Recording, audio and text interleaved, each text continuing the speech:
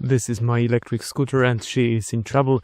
I've been using Bogist C1 Pro for maybe 16 months. So far I did around 5,000 kilometers, maybe even 7,000 kilometers. The problem is that the odometer resets itself every 1,000 kilometers. But I did quite a number of kilometers. You can see the rear tire is almost, rear tire needs to be changed. But anyways, the story is that I drove her into a river that is brackish. So there is a bit of salt in the river, and after maybe 6 months I started getting error code 1 that, according to the user manual, indicates that it was motor damage. So I decided to disassemble my lovely scooter, and so first of all I did disassemble the scooter a number of times, and I did weatherize the plate in the very bottom of the scooter, so she wouldn't leak water into it, because I got water damage of the battery. So if you're getting one of these scooters, the first thing that you should do is to take the cover and use loads of silicone to weatherize it properly. And as you can see, I did weatherize the scooter really well, and the problem is that I was unable to open the cover easily. I did use 2 screwdrivers. It did take me a while to get the cover off, but finally I did manage to open the cover to get into the innard of my lovely scooter that I want to restore and revive into the fully operational mode, and hopefully she'll look and work like new again. But first of all, I have to disconnect the battery that we get inside. I think it's a 12 ampere hour battery at 56 volts or 48 volts empty. So this is the original battery that I did revive, and I think I should have a video of me doing that as well. And unfortunately I did notice a bit of condensation here, so there might have been a leak, or maybe this is still water that remained here after the driving into the river. We'll check it out later, but I have no idea if you'll be able to see it, but there is a bit of condensation on of probably water on the wires, but we'll use a dry bag later on. That might be even from silicone when it was drying, because I did load it with loads of silicone. That might be silicone. So I bought a welder to get the battery back into the operational mode after the water damage that I did to the scooter earlier. So she did get loads of water into her. Luckily the compartment was weatherized properly, and I did not get much water in it, and I'm gonna weatherize it again as soon as I get the motor sorted. But I had to disconnect all of the wiring, and I thought that disconnecting the motor would be a simple job, but it wasn't. Unfortunately, the connector that connects 3-phase motor with the speed controller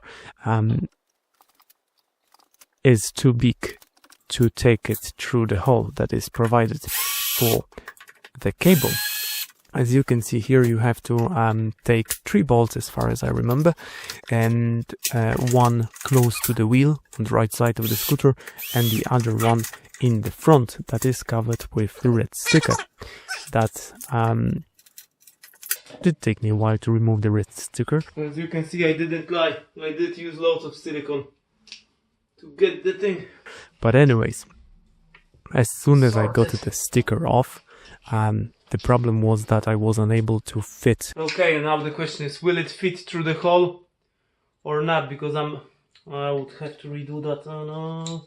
The connector through the hole, and it did take me a while, because I decided not to cut the wiring, because then I would have to solder everything again.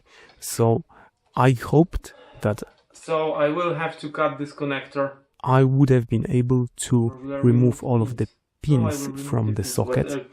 They are color marked, so I should be able to reconnect them when I get the motor back into the operational mode. But at that stage I didn't know how bad the motor was inside. I just removed loads of silicone from the hole, and Then I used tweezers to press the pins and remove them without damaging the connector socket and wiring and the pins themselves. The problem is that they were in a sort protected by hot glue, so someone just loaded loads of hot glue into the socket, so it was a big problem to remove the pins. It did take me good 30 minutes or maybe even longer to remove them, but they are removable. You should be able to remove them if you want to do similar job, or maybe if you want to install a different motor into the scooter. I still hope, because I haven't done it yet, that I will be able to get the motor back into the operational mode. Both bearings are gone as far as I can hear from the outside, and I don't know what's the story with the wiring. I don't know whether that was damaged or not, but we'll have a look at that motor later on.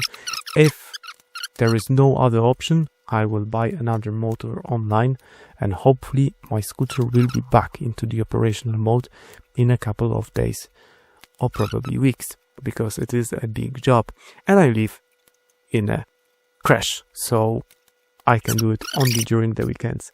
And because at this stage the scooter is completely disassembled, I got everything out, and I already removed the bearings and they are broken, and there are two different bearings. That's a funny thing. So two sides of the scooter have two different bearings. I will try to get them on Monday, because it is already Sunday, in a shop. If not, I will get them online. So I should, as soon as I get the bearings back, I will clean the motor inside, because at the stage that I'm still removing the pins, I didn't know how bad the motor was inside. But this we will cover in the next episode. So far, I got the scooter disassembled. Everything seems to be operational, because I did not have any humidity in the scooter itself. In the battery compartment with the speed controller, there was a bit of condensation of water, but that water was... I think that the condensation of water was from the silicone. So this time I'm going to insert a couple of dry bags into the battery compartment, so it is very, very, very dry. And technically speaking, I might have a look at the battery if the battery is dry inside. We'll see. Anyways, that's it for today. See you next time, and hopefully with your help I will get the scooter back into operational mode.